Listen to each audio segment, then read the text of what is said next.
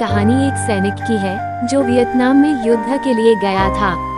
युद्ध समाप्त होने के बाद जब उसके घर लौटने की बारी आई तो उसने अपने माता पिता को सैन फ्रांसिस्को से फोन किया। माँ और पिताजी, मैं घर आ रहा हूँ, लेकिन घर आने से पहले मुझे आपसे एक बात पूछनी है।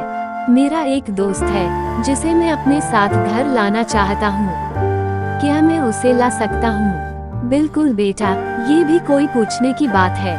हमें तुम्हारे दोस्त से मिलकर बहुत खुशी होगी, माता पिता ने जवाब दिया। लेकिन पहले एक बात आप लोग जान लें, सैनिक बोलता गया, युद्ध में वह बहुत बुरी तरह घायल हो गया है। उसने एक बारूदी सुरंग पर पैर रख दिया था और उसमें उसने अपना एक हाथ और पैर गंवा दिया है। उसके पास कोई जगह नहीं है जहां वो जा सके, इसलिए मैं उसे अपने साथ रहने के लिए लाना चाहता हूँ। उसकी यह बात सुनकर उसकी माँ बोली, बेटा, तुम्हारे दोस्त के बारे में जानकर हमें बहुत दुख हुआ। हो सकता है हम उसके रहने के लिए कोई जगह तलाश कर सकें। नहीं माँ, मैं चाहता हूँ कि वो हमारे साथ रहे। लेकिन बेटा, अब पिता ने कहा, तुम समझ नहीं रहे हो कि तुम क्या चाह रहे हो। इस तरह का अपाहिज व्यक्ति हमारे लिए कितना बड़ा बोझ होगा। हमारी अपनी जिंदगी है जीने के लिए और हम नहीं चाहते कि इस तरह की कोई भी परिस्थिति हमारी जिंदगी में दखल दे।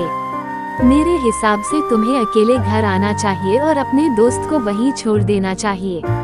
वो अपनी जिंदगी जीने के लिए कोई न कोई रास्ता निकाल ही लेगा। सुनकर उस सैनिक ने फोन रख दिया।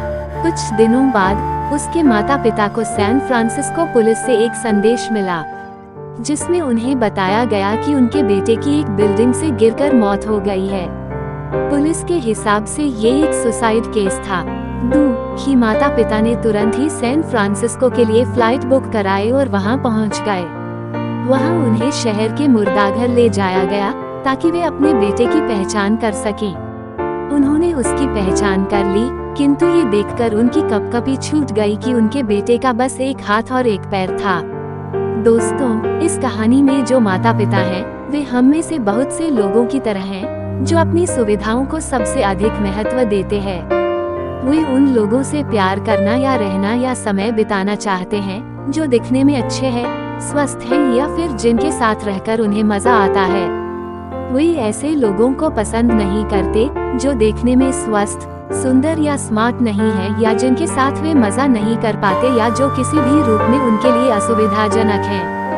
वे ऐसे लोगों से दूरी बनाकर रखते हैं, लेकिन कभी कभी उनके इसी व्यवहार के कारण उनके सामने ऐसी परिस्थितियां उत्पन्न हो जाती है जब उन्हें पछताना पड़ता है।